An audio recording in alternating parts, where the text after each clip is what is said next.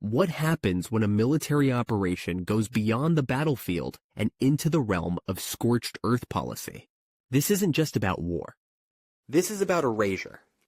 According to a chilling new report by Breaking the Silence, Israeli soldiers have spoken out, revealing shocking details about the deliberate large-scale destruction of Gaza's landscape to make way for a newly expanded buffer zone. One soldier compared it to Hiroshima. Entire neighborhoods leveled. Farmlands wiped out. Chicken coops, greenhouses, vaporized. This wasn't a one-time attack. It was daily policy. Let's unpack what these testimonies reveal and what they mean for the future of Gaza. Chapter 1. The Report That Shocked Israel.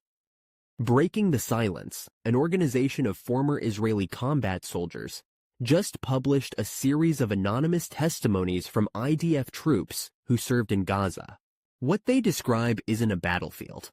It's a demolition site. Troops reported being ordered to flatten anything that stood, regardless of whether it posed a threat. One soldier described, "We demolished 40 to 50 buildings a week, every day unless we ran out of explosives." That pace of destruction isn't tactical. It's systematic. Another soldier mentioned the surreal rhythm of destruction. Buildings marked on maps like routine checkboxes, brought down by bulldozers or tank shells. "We weren't targeting Hamas tunnels or weapons. We were told to clear space." Houses, fences, playgrounds. It didn't matter. If it stood, it fell. This raises the question, was this war or was it real estate policy backed by military hardware? Yardara Chapter 2. The buffer zone expands. The area being targeted stretches from northern to southern Gaza, a corridor now referred to as the buffer zone. But this isn't a narrow strip. It's estimated to now cover 16% of Gaza's landmass, including over 35% of its arable farmland. That means families can't go back. Farmers can't rebuild. Children can't return to school. The terrain itself has been permanently altered. Satellite images confirm a vast sweep of raised land, flattened neighborhoods, and cratered soil. Israeli officials claim this is to create a security buffer to prevent Hamas attacks. But soldiers themselves are starting to question the mission.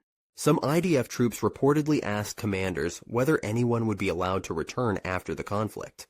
The answer, according to several testimonies, was a resounding no. "This land is meant to stay empty," one commander allegedly said. Chapter 3. There are no innocents. One of the most disturbing revelations from the report is the language used by commanders. Soldiers were allegedly told, "There are no innocents in Gaza. Anyone in the zone is a legitimate target." That framing doesn't just dehumanize. It justifies indiscriminate action. It redefines civilians as combatants. It turns homes into enemy assets. It transforms policy into permission to erase. And it goes against international humanitarian law. The Geneva Conventions protect civilians in conflict zones. What happens when an entire region is pre-declared hostile? Where is the line between military necessity and collective punishment?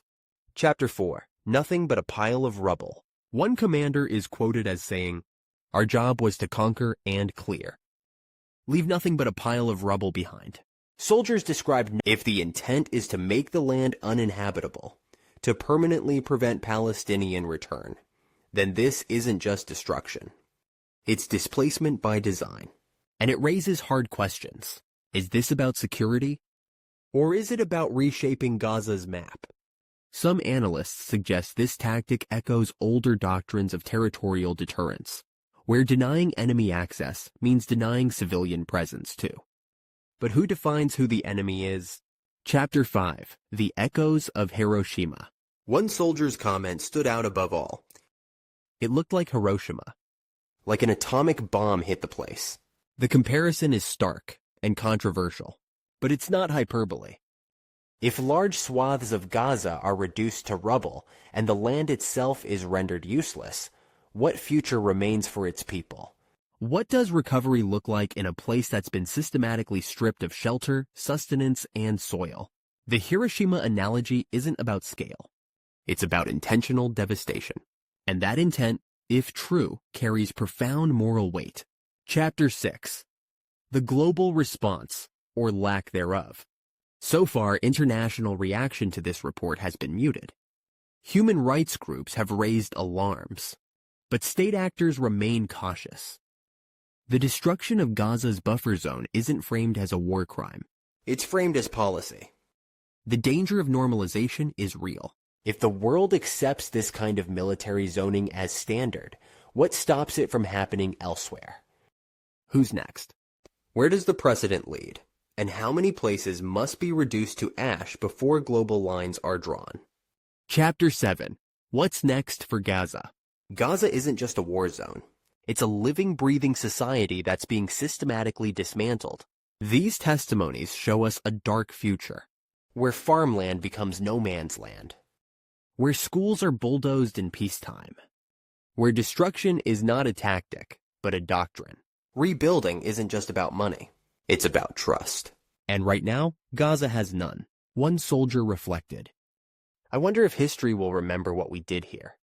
I wonder if my kids will ask about it one day. The testimonies are clear. The destruction is deliberate, and the silence is deafening. If this truly is a buffer zone, who is it buffering against? And at what cost?